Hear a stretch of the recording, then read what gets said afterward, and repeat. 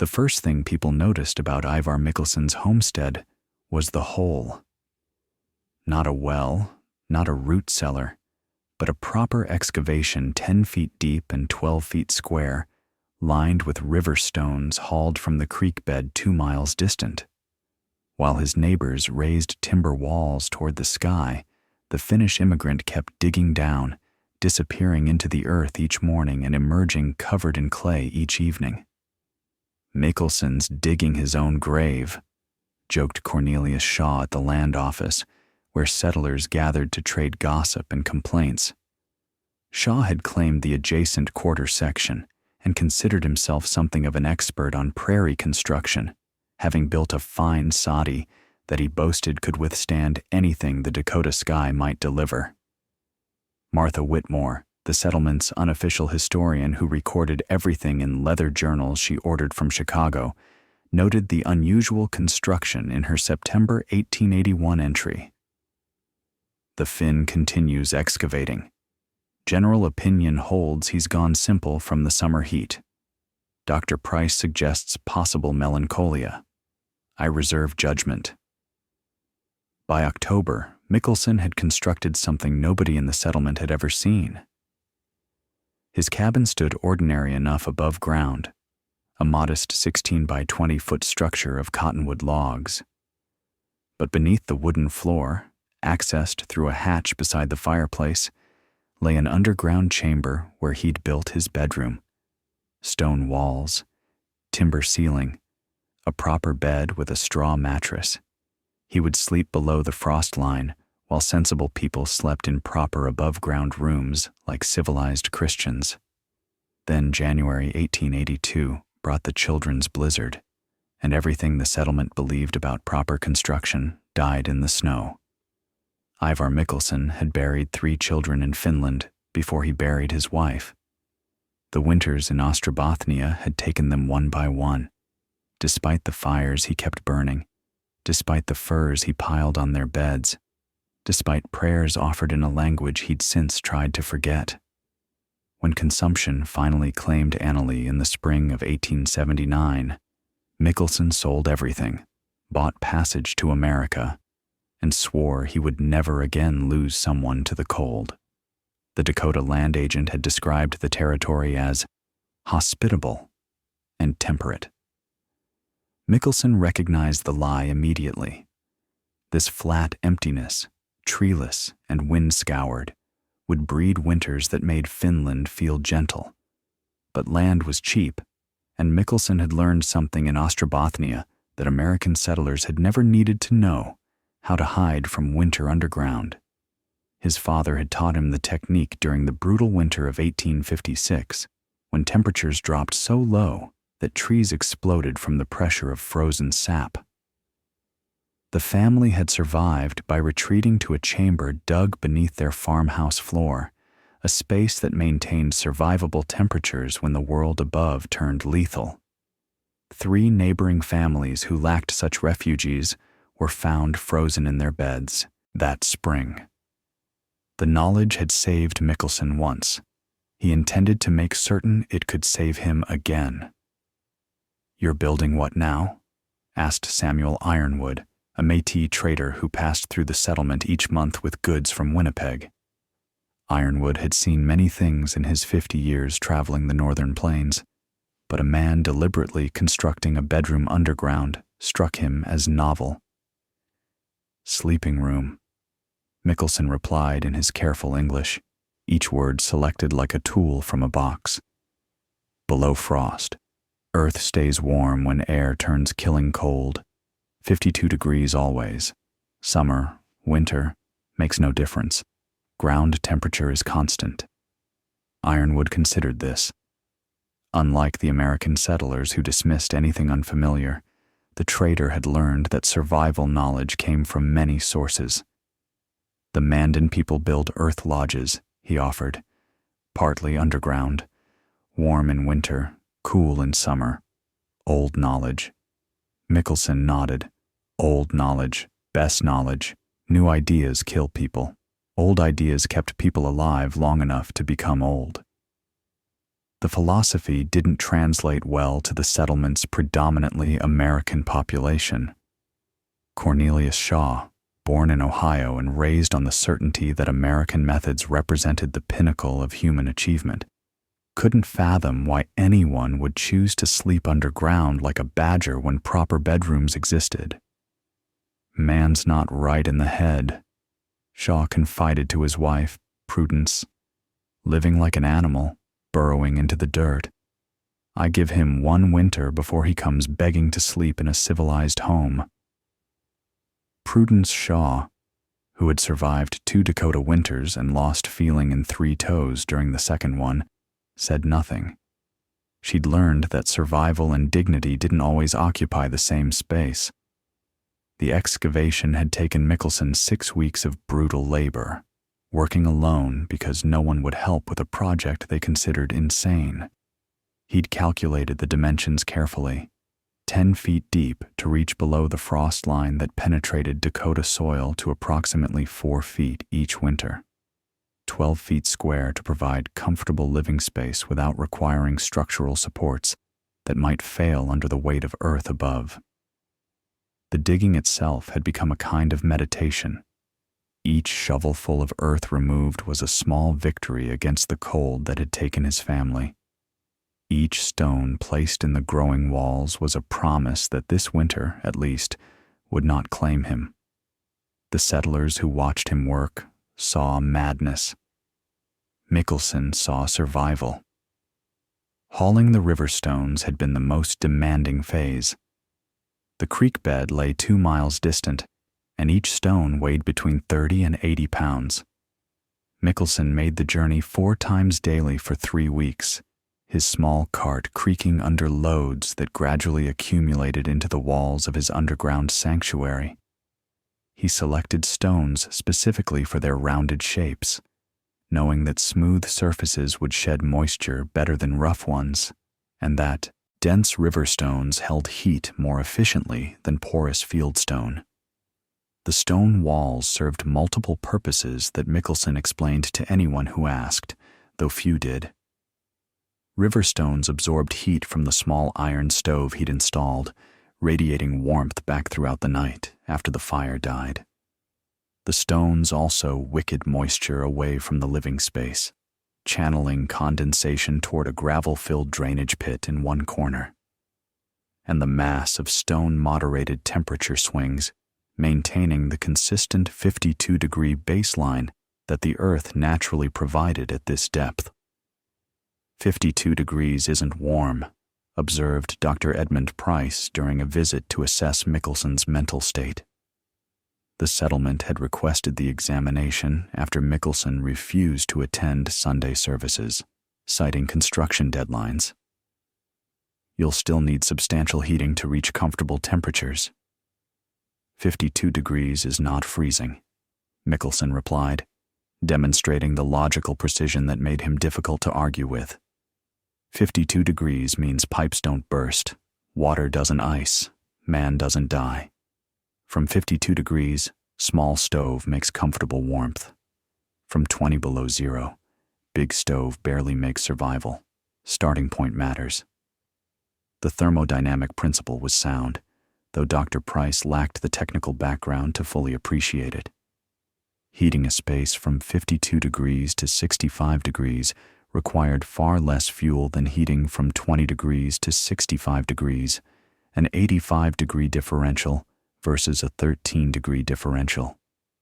Mickelson's underground bedroom would require perhaps 1/6 the firewood that above-ground sleeping quarters demanded. Martha Whitmore documented the technical claims in her journal, noting that verification would require winter observation. She also recorded something the other settlers missed.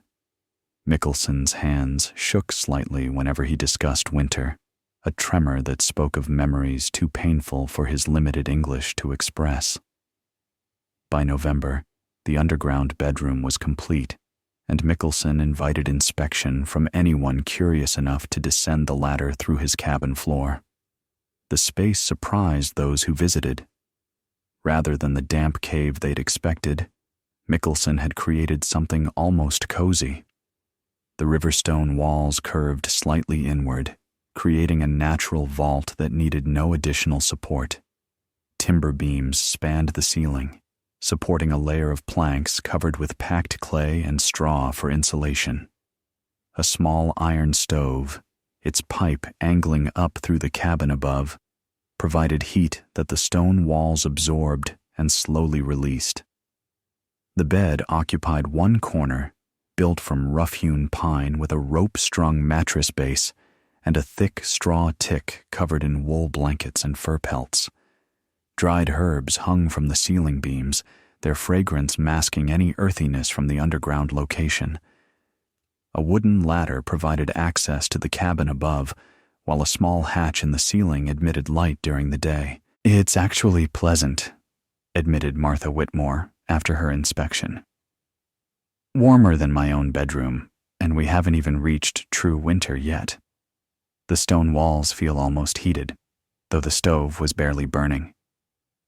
"Thermal mass," Mickelson explained, using a term Whitmore recorded phonetically since she'd never encountered it before. "Stone holds heat, gives back slow, like a bank that pays interest. I deposit heat in the day, stone pays back at night." Cornelius Shaw descended the ladder with obvious reluctance, having been pressured by his wife's curiosity. He emerged shaking his head, but his dismissal carried less certainty than before. "Man's living in a hole," Shaw reported to the gathering at the land office. "Comfortable hole, I'll grant, but still a hole. We'll see how he feels about it come January." January came, and it brought the end of the world. The storm began on January 12th, 1882, with a morning so mild that children were sent to school without heavy coats. Temperatures had climbed to nearly 30 degrees after weeks of bitter cold, a false spring that fooled everyone except the Lakota elders, who read different signs in the sky and stayed inside. By early afternoon, the temperature had dropped 40 degrees in less than 3 hours. Wind that had been calm exploded into sustained 60-mile-per-hour gusts that drove snow horizontally across the prairie with the force of sand blasting. Visibility dropped to 0. The temperature continued falling, reaching 30 below 0 by midnight, while the wind created effective temperatures that no thermometer could measure, but human flesh understood immediately. The children's blizzard, as it came to be known, killed 235 people across the Dakota and Nebraska territories, many of them school children who tried to walk home through snow so thick they couldn't see their own hands. Teachers who kept students in schoolhouses survived. Teachers who dismissed classes sent children to their death's yards from safety they never found. In the settlement, the storm struck with the randomness of divine wrath. Cornelius Shaw was caught between his barn and his cabin, a distance of 40 feet he'd walked 1,000 times. He wandered for 2 hours in the white darkness, finally collapsing against his own front door without recognizing it. Prudence found him the next morning, frozen solid in a sitting position, his hands still reaching for a latch he'd never found. Dr. Price survived only because his horse knew the way home when he didn't. The animal walked directly into the doctor's barn and refused to move, standing in the darkness while Price clung to the saddle for 11 hours until the storm broke enough to see the barn walls around him. He lost 4 fingers to frostbite and never practiced surgery again. Martha Whitmore lived because she'd been visiting a neighbor and didn't try to return home. 3 families shared a single soddy for 36 hours, burning furniture when the firewood ran out, watching the walls bow inward under snow that accumulated faster than wind could scour it away. 14 people died in the immediate settlement. Another 6 died in the following weeks from cold-related injuries that festered into gangrene or pneumonia. The community that had numbered 67 souls before the storm counted only 47 after its full toll was reckoned. Ivar Mickelson woke on January 13th, climbed the ladder from his underground bedroom, and found his cabin door blocked by a snowdrift taller than he stood. He spent an hour digging out, emerging into a silent world of white that bore no resemblance to the prairie he'd known. His first thought was for his livestock, but his 3 goats and single milk cow had sheltered in the underground stable he'd dug adjacent to his bedroom. They were hungry, confused, and alive. He'd slept through the worst blizzard in Dakota Territory history. His underground bedroom had maintained its steady 52-degree baseline while the world above dropped to temperatures that killed in minutes. The small iron stove had burned through perhaps 5 pounds of wood during the night, enough to keep his sleeping space at a comfortable 60 degrees, while neighbors froze in rooms that consumed their entire wood supplies and still couldn't hold back the cold. When Mickelson emerged into the post-storm silence, he initially didn't understand the scale of the disaster. The white landscape revealed nothing of what lay beneath. It wasn't until he began checking on neighbors that the horror became clear. He found the Henderson family first. The parents had burned every piece of furniture in their cabin, including the children's beds, trying to keep the fire hot enough to prevent freezing. It hadn't been enough. The 4 children lay together under a pile of every blanket and coat the family owned, frozen in an embrace that suggested they'd known the end was coming. The parents sat by the cold stove, as if waiting for a dawn that would never warm them. Mickelson found 6 more bodies before he stopped looking. The experience broke something inside him that would never fully heal. A survivor's guilt compounded by the knowledge that he'd possessed information that might have saved these people, if only they'd been willing to listen.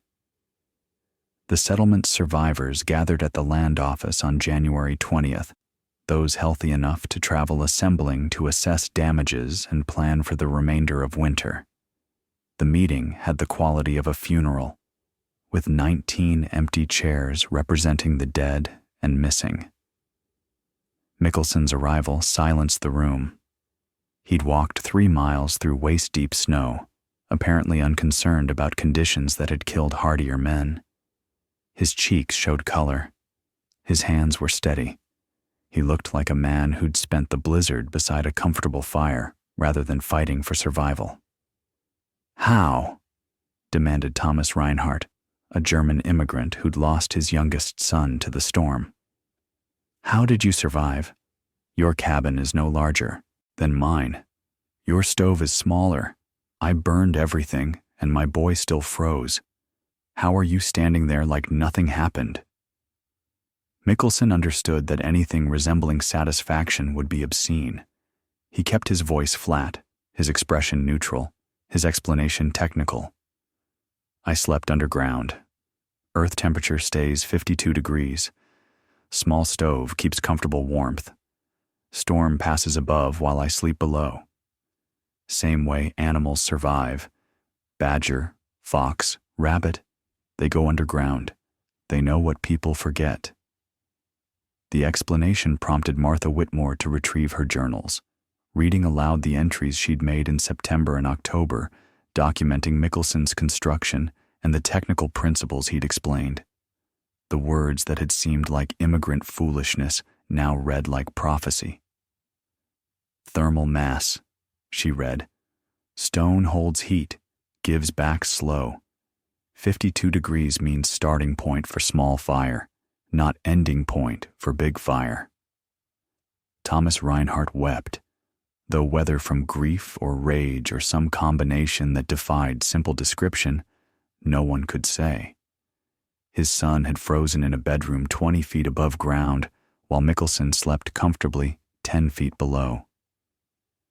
The difference between life and death had been 15 feet of earth and principles that Reinhardt had never learned because he'd never needed to know them. "Teach us," said Martha Whitmore, speaking for the survivors who were already calculating how to prepare for the remainder of winter and the winters that would follow. "Teach us how to build what you built. We have enough dead. We don't need more. Michelson spent the remainder of winter teaching anyone who would learn. The techniques weren't complicated, but they required understanding that American settlers had never developed. Depth mattered. The frost line in Dakota Territory reached 4 feet in typical winters and potentially 6 feet in severe ones. Sleeping quarters needed to be below this line to benefit from stable earth temperature. Michelson recommended 10 feet as a safety margin that also provided headroom for comfortable living space. Drainage mattered more. Underground spaces accumulated moisture through condensation, seepage, and human respiration. Without proper drainage, these spaces became damp caves that promoted illness and structural rot. Michelson had installed a gravel-filled pit, connected to a drainage tile, that carried water to a lower point outside his foundation. The system required careful calculation of ground slope and water flow that he'd learned through trial and error in Finland. Thermal mass amplified the benefits of underground construction. Stone walls absorbed heat during active warming and released it gradually during cool periods, smoothing temperature fluctuations that would otherwise require constant fire maintenance. The ideal stones were river-rounded, with smooth surfaces that dried quickly and dense composition that held heat efficiently. Ventilation prevented the air quality problems that could make underground spaces dangerous. Michelson had installed a simple system. Fresh air entered through a pipe near floor level, while stale air exited through the stovepipe that also served as a chimney. The temperature differential between the warm interior and cold exterior created natural convection that kept air moving without mechanical assistance. Access design required careful thought that most builders initially overlooked. Michelson had positioned his bedroom hatch beside the cabin's fireplace, allowing heat from above to warm the latter area and prevent ice formation on the rungs. The hatch itself was insulated with 3 inches of packed straw between 2 layers of planking, creating a seal that prevented heat loss while remaining easy to open from either side. The small iron stove that heated the underground space had been modified to Michelson's specifications. A local blacksmith extended the firebox and added a water jacket that provided humidity to the underground air, preventing the excessive dryness that could cause respiratory problems. The stovepipe rose through the cabin above, contributing heat to both levels and creating the draft that pulled fresh air into the underground space. Lighting had initially posed challenges. Candles and oil lamps consumed oxygen and produced fumes that accumulated in enclosed underground spaces. Michelson solved this by installing a small glass-covered hatch in the ceiling that admitted daylight during daytime hours. At night, a single well-trimmed oil lamp provided adequate illumination for the simple activities the sleeping space required. By spring, 7 families had begun excavating underground sleeping quarters following Michelson's specifications. The work was brutal, especially in ground still partially frozen, but the memory of January's horror provided motivation that mere discomfort couldn't diminish. Martha Whitmore documented every technique, creating a manual that she titled Subterranean Construction for Prairie Survival. She sent copies to territorial newspapers and the Federal Land Office, hoping to spread knowledge that might prevent future tragedies. The manual was reprinted 14 times over the following decade, reaching settlements throughout the northern plains. The winter of 1882-1883 brought another severe blizzard, though not matching the catastrophic intensity of the children's blizzard. This time, the settlement was prepared. The 7 families who had completed underground sleeping quarters survived without serious incident, while those still relying on above-ground bedrooms struggled through nights of desperate fire tending and progressive hypothermia. The performance comparison proved conclusive. Underground sleepers consumed an average of 40% less firewood while maintaining significantly higher comfort levels. No one with access to underground quarters suffered frostbite, while above-ground sleepers continued losing fingers and toes to cold that penetrated their inadequate structures. By 1885, underground sleeping quarters had become standard construction throughout the settlement. New arrivals were taught Mickelson's techniques before they were allowed to file homestead claims, the community having learned that unprepared neighbors became community burdens or community graves. The practice spread through networks of correspondence and migration, reaching settlements throughout the Dakotas, Montana, and Minnesota. Mickelson himself became something he'd never expected: respected. The strange Finn who dug himself a hole was now consulted on construction projects throughout the region. He trained builders who carried his techniques to communities he'd never visit, creating a legacy of survival knowledge that would outlast the wooden structures it protected. He never remarried, never had more children, never fully escaped the grief that had driven him underground in the first place. But he found purpose in teaching, in watching families descend into sleeping quarters he'd helped design, knowing they would emerge in the morning rather than be found frozen in their beds. Martha Whitmore's manual, Subterranean Construction for Prairie Survival, went through 23 printings between 1882 and 1910, becoming standard reading for homesteaders throughout the northern plains. The manual credited Mickelson extensively, ensuring that his name would be remembered long after the settlement that had mocked him was abandoned during the drought years of the 1930s. The technique evolved as it spread. Later builders added improvements that Mickelson himself adopted: heated brick platforms that warmed beds from below, speaking tubes that connected underground rooms to the cabin above, emergency exits that allowed escape if the main hatch became blocked.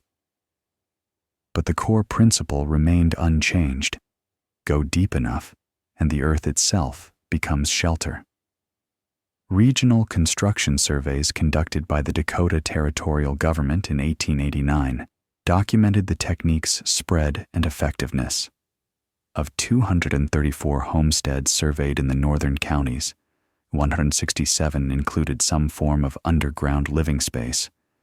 Cold-related mortality in these homesteads was 73% lower than in homesteads relying exclusively on above-ground construction. The data provided scientific validation for what Mickelson had known through inherited wisdom and tragic experience. Modern building science research conducted by North Dakota State University in 1994 confirmed the thermal principles underlying underground construction. Earth temperature at 10-foot depth remains stable between 50 and 55 degrees Fahrenheit year-round in the northern plains region, regardless of surface conditions. This stable baseline reduces heating energy requirements by 60–75% compared to above-ground construction exposed to ambient temperature extremes. Contemporary earth-sheltered home construction employs principles identical to those Mickelson applied in 1881. Architects designing for extreme climates specify underground or earth-bermed living spaces that tap into geothermal stability, reducing energy consumption while providing security against weather events that surface structures cannot withstand. The techniques that seemed primitive to Dakota settlers are now recognized as sophisticated environmental engineering. Archaeological surveys of abandoned Dakota homesteads have documented numerous examples of underground sleeping quarters, many still structurally sound after more than a century of abandonment. These subterranean spaces outlasted the wooden structures built above them, their stone walls and timber ceilings preserved by the stable underground environment that Mickelson understood intuitively. The Children's Blizzard remains one of the deadliest weather events in American history, its toll of 235 lives a testament to the gap between settler confidence and prairie reality. But in one small settlement, the death toll was lower than it might have been, because a Finnish immigrant remembered what his ancestors knew. When winter comes to kill, go underground and let it pass.